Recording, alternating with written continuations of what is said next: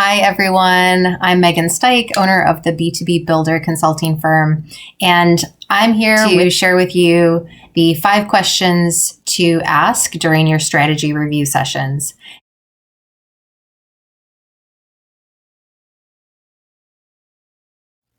Number 4, what and who is on your roadmap? This is typically the place people start, is a review of the goals, which is the what is on your roadmap, but ask the question what and who will help determine if you have the right people in the room and ensure that you're talking about the goals versus the tactics or actions, which is a common trap. Also, by understanding the what, you can confirm that your what is aligned with your foundational pillars and mission, etc., before you start talking about the progress. Knowing confidently what are your goals and equally who is that goal leader will ensure that you don't get distracted by tactical progress reports in a strategy review. It happens, and that's not the point of a strategy review. The 80-20 rule applies. Spend that time reviewing and refining the actions and goals that will get you to your future. Now, in the review, the goal leaders should share how are you progressing on those goals. This is not how you are progressing on these tactics. I'm sorry to be so repetitive, but I really want to hammer that point. We're talking goals, not tactics. This is not what actions you are taking. It's a measure of how you're progressing towards the goals, both quantitatively and qualitatively.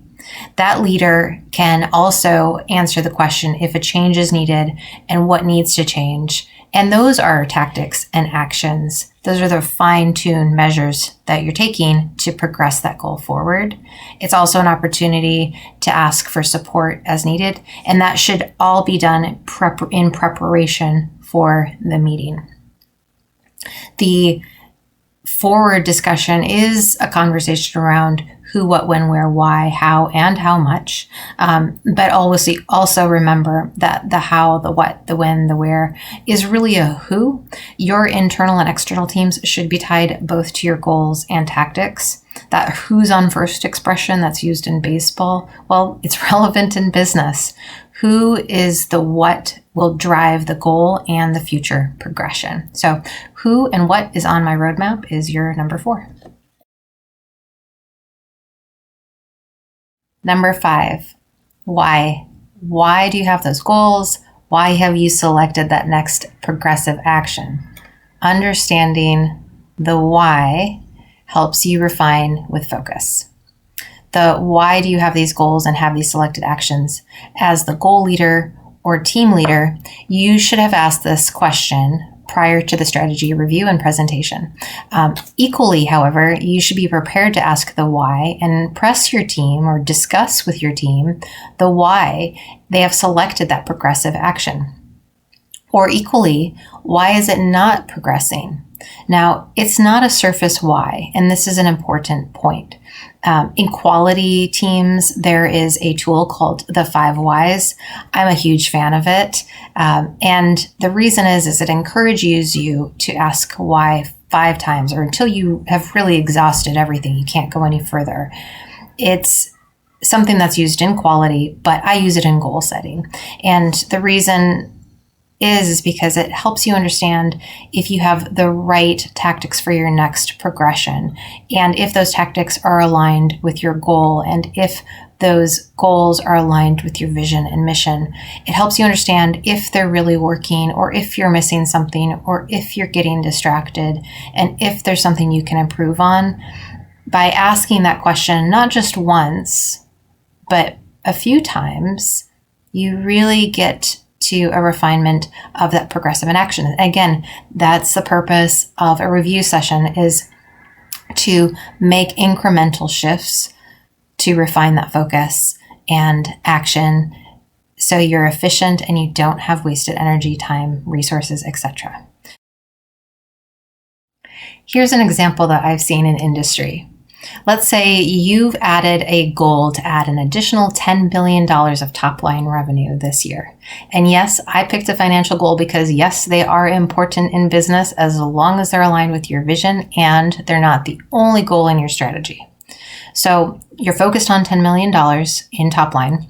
In your review, you talk about the customer pipeline progression. You talk about your new sales last month. You talk about the new rockstar salesperson you hired and a marketing campaign that just launched. All progression tied to that financial goal. Great.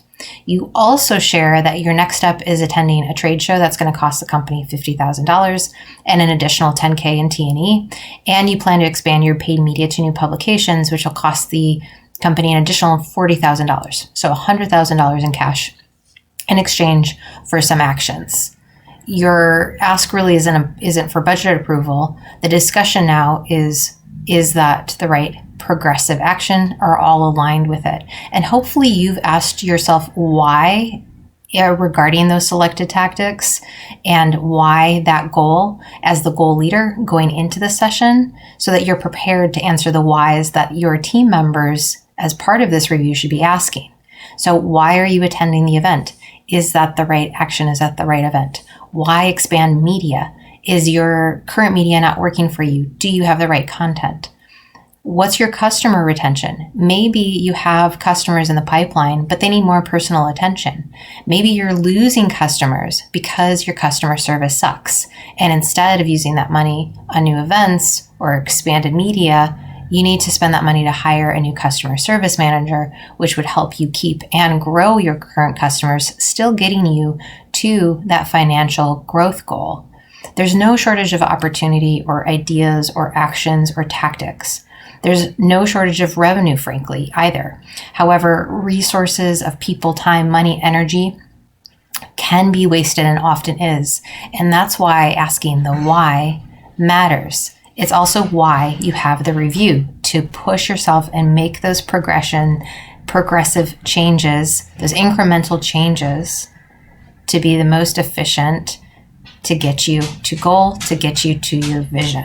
Now, in this example, I would also challenge and ask the question, why is that financial goal of $10 million the goal, and how does that align with your vision? If it's because you're losing customers and that's why you need an additional $10 million, well, perhaps you should shift your goal as an organization to a goal that's more customer-centric, or add an additional goal that's more customer-centric versus financial only. Again, just one example of many.